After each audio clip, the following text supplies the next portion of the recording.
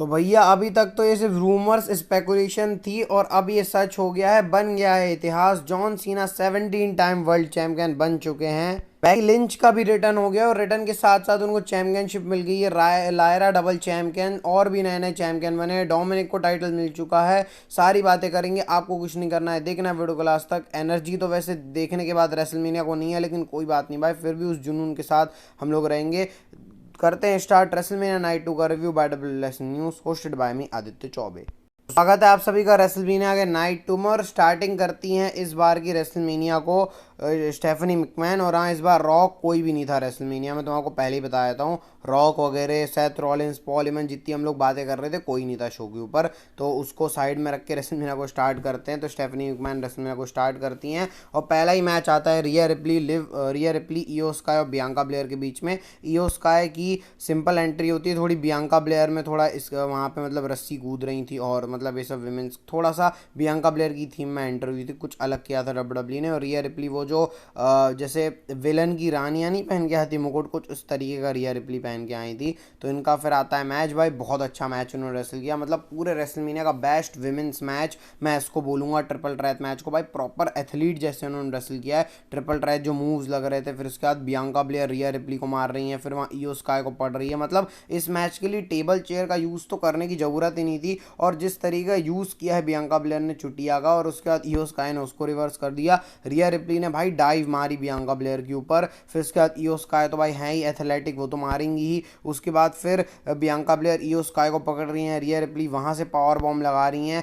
और फिर भाई दोनों ने जो हेडबट लगाया है बिल्कुल 5-6 फीट से लगाया, वो और इंटरेस्टिंग था। फिर उसके बाद जो सबमिशन रिप टाइट लगाया था रिया रिप्ली ने, फिर वहाँ से बियांका ब्लेयर ने रिया रिप्ली को पकड़ के जो लगाया मूव, भाई बहुत इंप्रेसिव लग रहा था। इसके बाद रिया रिप्ली अपना फिनिशर लगा चुकी थी, बियांका ब्लेयर अपना फिनिशर, किक आउट हो रहे थे फिनिशर के ऊपर। इस मैच का कुछ एंड इस तरीके से होता है, जब इयो स्काई ऊपर जाके गिर जाती हैं, वहाँ से रिया रिप्ली को केओडी लगाती हैं बियांका ब्लेयर, और इयो स्काई ने अपना फिनिशर बियांका ब्लेयर के ऊपर चिपका दिया है। और इयो स्काई स्टिल चैंपियन है, मतलब वहाँ से टिफनी और यहाँ से इयो स्काई। डब्ल्यूडब्ल्यू ने इस बार विमेंस चैंपियनशिप को चेंज ही नहीं किया है और इयो स्काई जीत गई हैं यहाँ पर। तो कॉन्ग्रेचुलेशन है, बाकी बियांका ब्लेयर और रिया रिप्ली को हार मिलती है। इसके बाद आता है next Drew McIntyre versus Damian Priest का मैच। ड्रू मैकिंटायर के एंट्री में वही एक वॉरियर रहता है जो खड़ा रहता है, और ड्रू मैकिंटायर थोड़ा जो रोबोटिक कपड़े पहन के आए थे। डेम प्रीस्ट की एंट्री थोड़ी अच्छी होती है, जहाँ पर गाना बजाना मतलब अच्छी एंट्री करते हैं डेम प्रीस्ट। इसके बाद इनका मैच आता है, क्योंकि स्ट्रीट फाइट था भाई,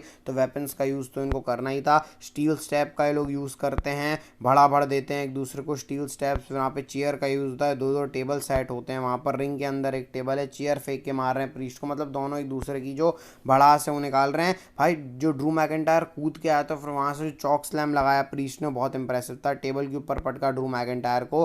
ड्रू मैकिंटायर ने फ्यूचर शॉक डीडीटी मारी, स्टील स्टेप्स पे किक आउट हुआ है। मैच का फिनिश ऐसे होता है, जब डीएम प्रीस्ट ओल्ड स्कूल मारने जाते हैं तो ड्रू मैकिंटायर टेबल पे पटकते हैं, फिर चेयर के ऊपर ग्लेमोर लगा देते हैं, और ऐसे ड्रू मैकिंटायर को विक्ट्री मिल जाती है रेसलमेनिया के अंदर।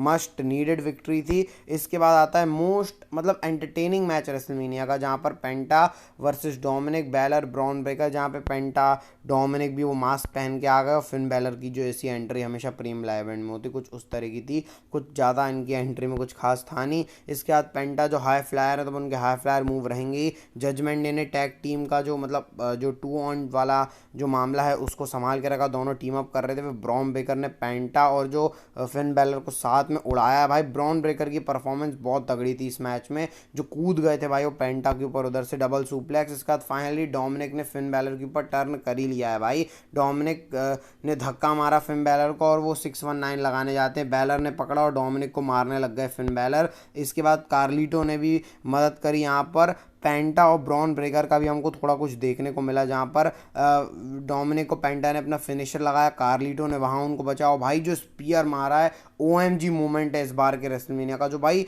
एक अनाउंसर टेबल से दूसरे अनाउंसर टेबल पे कार्लिटो को स्पीयर चिपकाया। कार्लिटो को दूर रहना चाहिए भाई ब्रॉन ब्रेकर से। इसके बाद इसका एंडिंग ऐसा होता है, जब फिन बैलर वहाँ डोमिनिक को चिपका देते हैं, बैलर अपना कोडेड रॉस लगाते हैं शायद पेंटा के ऊपर, हाँ पेंटा के ऊपर, और फिर उसके बाद कवर करते हैं, तो डोमिनिक ने अपना फिनिशर बैलर को लगा दिया और डोमिनिक बन चुके हैं नए इंटरकॉन्टिनेंटल चैंपियन। और खुशी नहीं संभली जा रही थी डोमिनिक से, फिर से उन्होंने आगे सेलिब्रेट किया। मस्ट डिजर्व भाई, बहुत हार्ड वर्क किया है डोमिनिक ने, बहुत एंटरटेन किया, तो उनको इंटरकॉन्टिनेंटल चैंपियनशिप मिलना जरूरी था। इसके बाद आता है रैंडी ऑर्टन का ओपन चैलेंज, जहाँ पे रैंडी ऑर्टन आके बात करते हैं उनके ओपन चैलेंज के बारे में। जो हेंड्रिक इन्होंने ओपन चैलेंज एक्सेप्ट किया टीएनए के, मतलब पार्टनरशिप देख रहे हो डब्ल्यूडब्ल्यू और टीएनए की कितनी बढ़ गई कि उनका सुपरस्टार रेसलमेनिया में आके मैच कर रहा है। डब्ल्यूडब्ल्यू के सुपरस्टार को रेसलमेनिया का मैच नहीं मिलता है भाई। जो एंट्री आते हैं और उनकी एंट्री आपको पता ही है, थोड़ा बहुत एंटरटेन करने की कोशिश करते हैं, रैंडी ऑर्टन को थोड़ा सा डोमिनेट करने की कोशिश करते हैं, लेकिन वो जो उनका पोज है ना पलटने वाला, उसी को आरकेओ में कन्वर्ट कर दिया रैंडी ऑर्टन ने।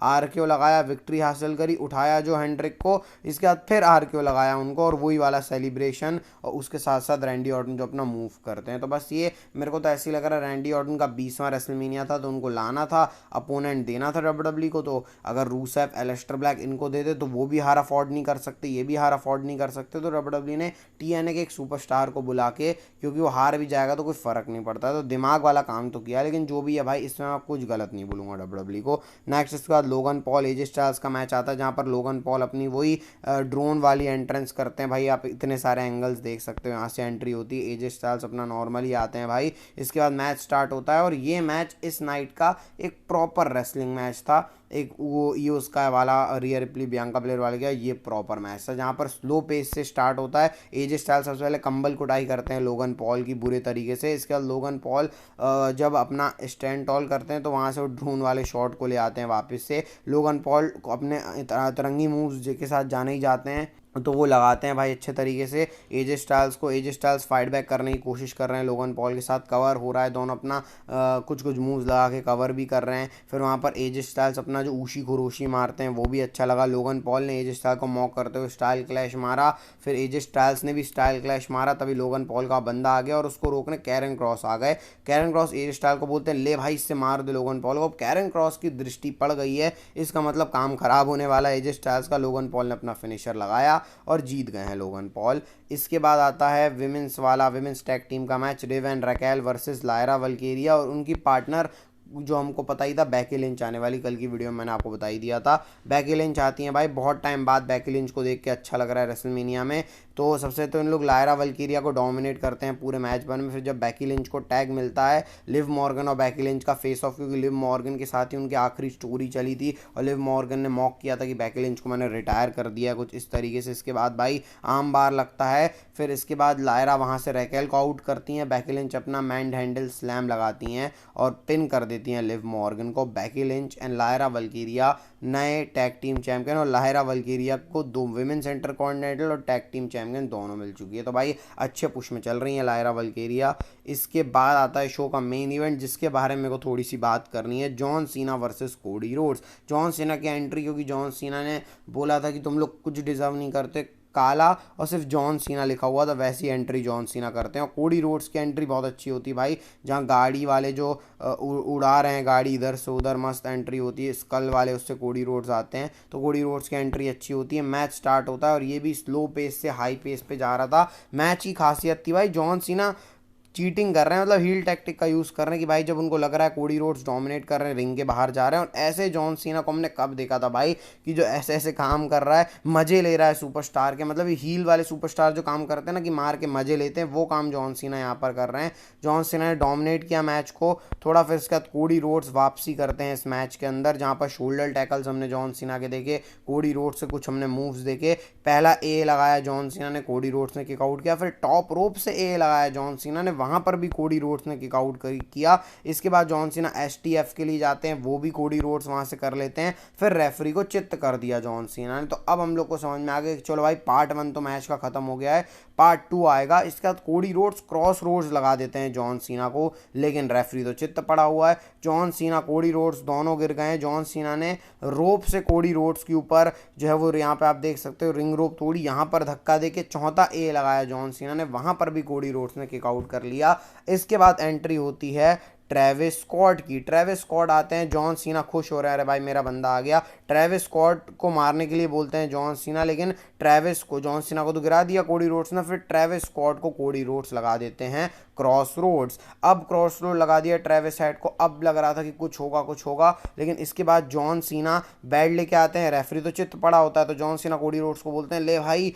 बेल्ट से मत मार, क्योंकि जॉन सीना ने प्रोमो में बोला था ना कोडी रोड्स को कि भैया तेरे को चॉइस लेनी पड़ेगी, तो इनको चुनेगा या फिर अपनी विक्ट्री चुनेगा। तो प्रोमो का यूज़ करके, इसलिए तो स्टोरी टेलिंग होती है, मतलब इसलिए वो स्टोरी टेलिंग की हम लोग ज़्यादा प्रायोरिटी देते कि उस हिसाब से मैच चलता है। तो उसके बाद कोडी रोड्स ने अपना वही फेस वाला चुना, बेल्ट फेंकी, जॉन सीना ने लो ब्लो मारा और चैंपियनशिप बेल्ट से मार दिया 1 2 3 और जॉन सीना बन चुके हैं भाई 17 टाइम वर्ल्ड चैंपियन। तो ऐसे करके जॉन सीना बने 17 टाइम वर्ल्ड चैंपियन और रेसलमेनिया ख़त्म होती है।